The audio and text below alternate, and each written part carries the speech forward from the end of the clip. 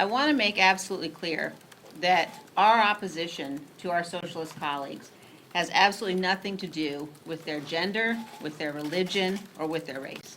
It has to do with the content of their policies. They're wrong when they attempt to impose the fraud of socialism on the American people. They're wrong when they pursue policies that would steal power from the American people and give that power to the government.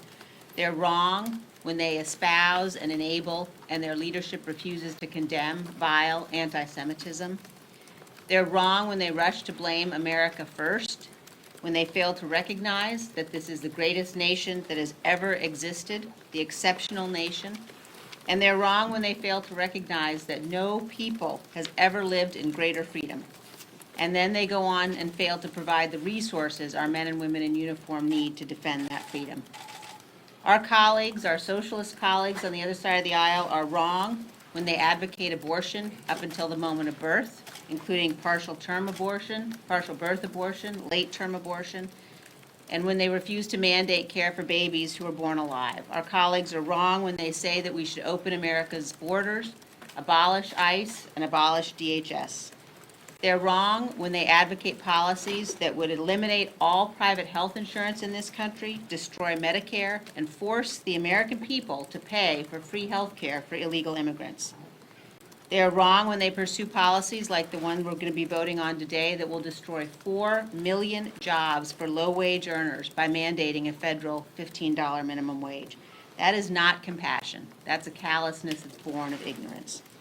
They're wrong when they say that their programs help people at the lower end of the economic spectrum. Every one of their socialist programs would create massive new government dependency and end the very economic growth we need to ensure everyone can prosper. Our colleagues are wrong when they advocate packing the Supreme Court and abolishing the Electoral College.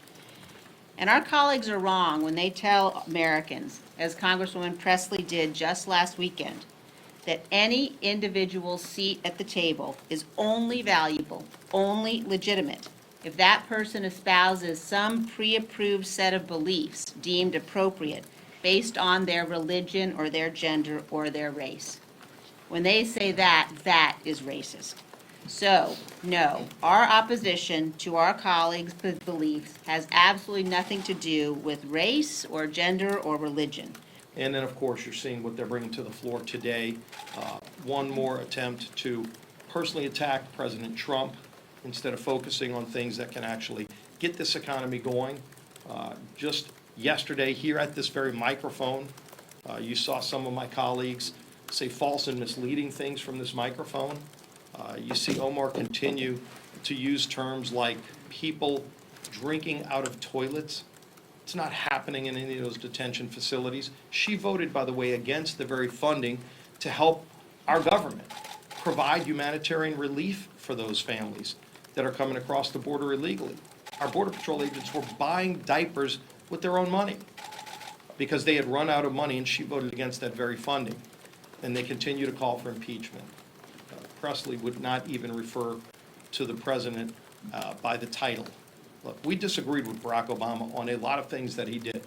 The policies, as our conference chair laid out, there are a lot of policies that we had disagreements on with Speaker Pelosi and her socialist Democrats, just like we had disagreements with a lot of Barack Obama's policies, but we never disrespected the office. I called him President of the United States, as we all did. If he asked us to go meet with him at the White House, we went. We expressed our disagreements in a respectful way, but what they continue to do to go after him personally, to call for impeachment of the president from day one, the night they won the majority, they weren't even in office. They didn't even have the Mueller report that they thought would show collusion, which it did not. And yet they still want to keep going down that road instead of working with us to improve the daily lives of hardworking families. Were the president's tweets that said "go back" racist? Yes or no?